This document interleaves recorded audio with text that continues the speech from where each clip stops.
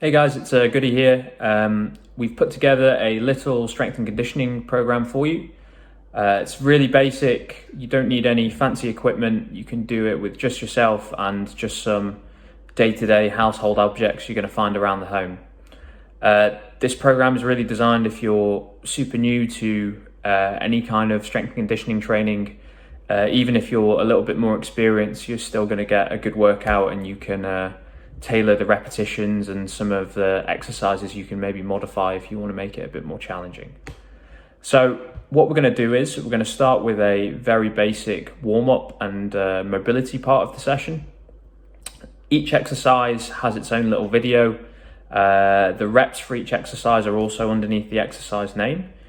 If you need to pause at any point as you're going through a workout, please do so. It's important that you pay attention to some of the technical points that I'm going to outline. Execution is really critical with this type of program. So the program's going to flow as follows. First, we're going to start with that warm-up. Then we're going to do our strength and conditioning part of the session, which is going to be a little bit of a mix of some lower body, some upper body, and some core work. Hope you enjoy the session and good luck. Okay guys, so first up we've got ourselves a eagle stretch. So what you want to do, keep your arms nice and straight, back of the shoulders on the floor, and then you're just going to kick across up to the opposite side. Just trying to stay nice and low to the floor, get lots of range and a big twist and stretch around that back. Next exercise, we've got a scorpion. Similar to our eagle stretch, but this time we're face down. So trying to keep the shoulders down as much as possible, and then just flicking that foot across to the opposite arm.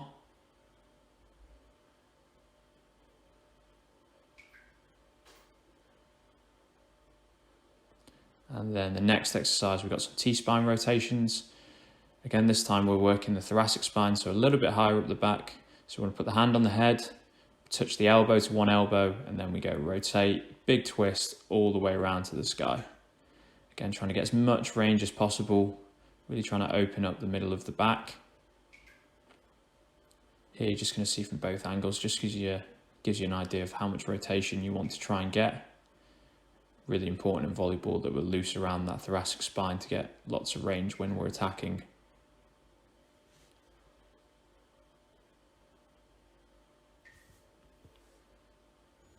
Then the next exercise, so we're going to go into some classic kind of yoga positions. So this one, the down dog position, is when my hips go up to the ceiling, and try and get your legs as straight as possible, arms pushing through the floor. And then as I go into the cobra, I pull my hips down, bring my chest through, really arch my back so I can open the front of my body.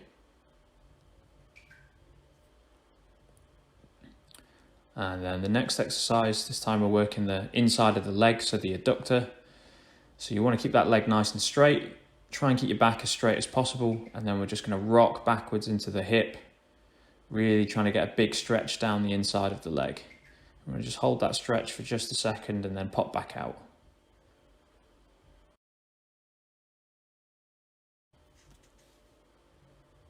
Next one is a press-up lunge stretch. So you're just going to keep yourself in a press-up position.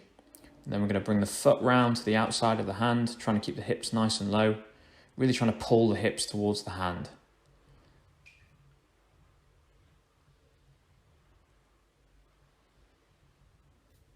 Again, here we get to see it from both sides. So really want to pull that foot nice and high to the outside of the hand, trying to keep those hips as low as possible.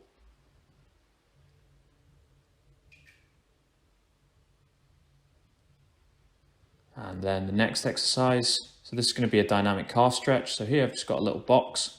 What I want to do is get my foot really high up on that box, get the leg nice and straight.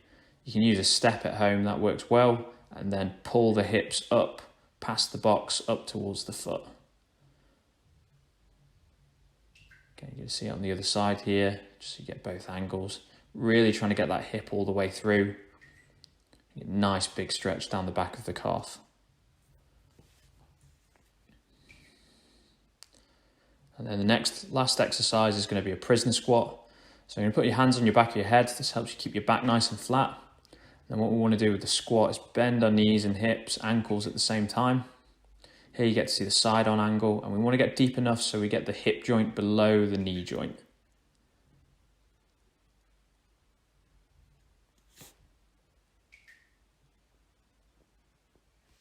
Okay guys, so next little bit is going to be the strength and conditioning part of our workout.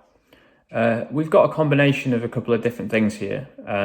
So there's probably a couple of things we need to understand in terms of what's being said. So we've got a couple of isometric exercises.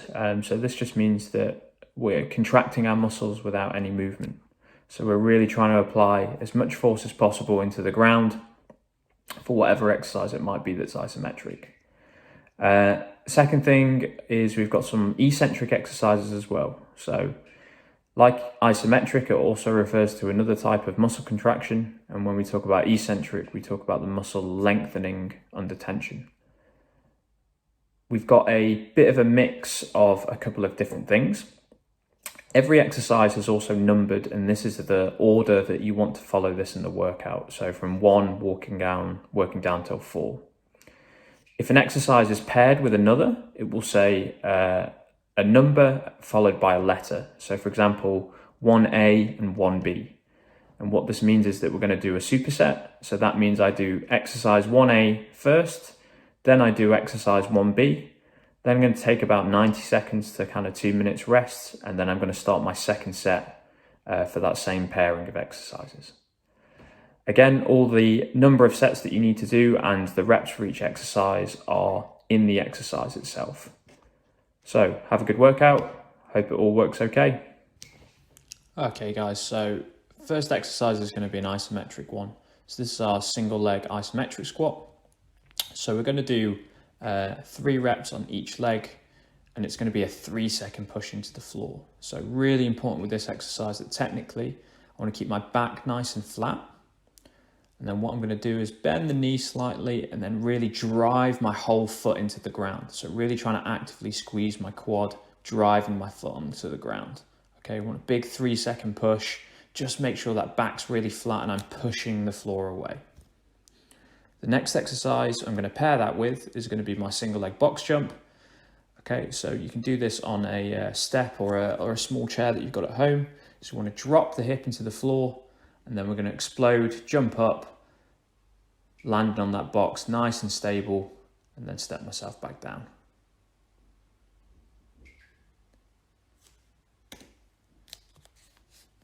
Okay, next exercise is our single leg box squat. So what we're looking here for a nice slow tempo, okay? So we're going to go down, drop ourselves nice and slow down to the box, going on one leg, trying to really stick my hip back, really trying to sit into it, keeping the knee stable.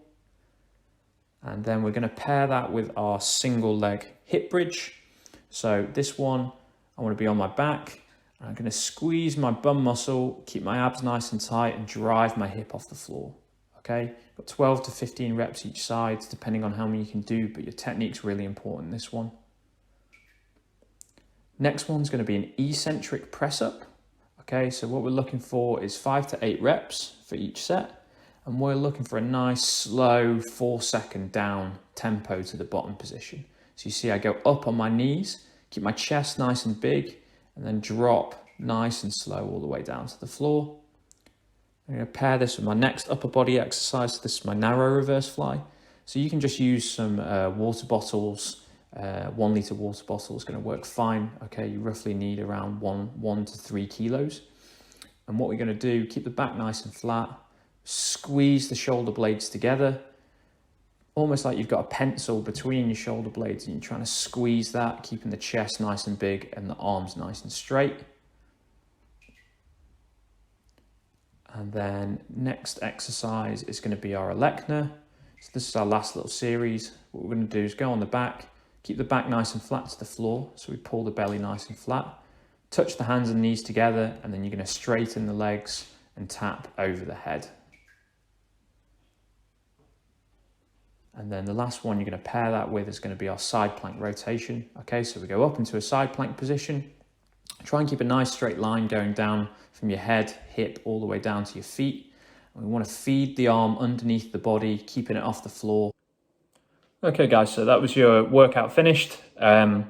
Don't forget you can pause the video at any time just to make sure you can check the reps, etc., and the names of the exercises. So you will have seen for stuff like the isometric squat there, I'm just using basically a kitchen towel. Any old towel that you've got lying around will do the job. Obviously for things like the box squat and the box jump, I'm just using a bench, but you can also use like a step or a chair if you've got one that's sturdy enough that's lying around your house. So really minimal equipment workout. Don't forget that you can scale the reps, and if you have got some weights or something like that lying at home and you're experienced enough that you can use them well, feel free to add a little bit of resistance into that workout. All in all, it should probably take you about 30 to 40 minutes, and it's definitely something that's repeatable over the Christmas break. This workout is really just about the basics, trying to get the key foundations in place so that I can prepare myself to play a good amount of volleyball in the new year. Cool, thanks a lot guys. Hope you enjoy the video, and all the best with your workout and training. Cheers.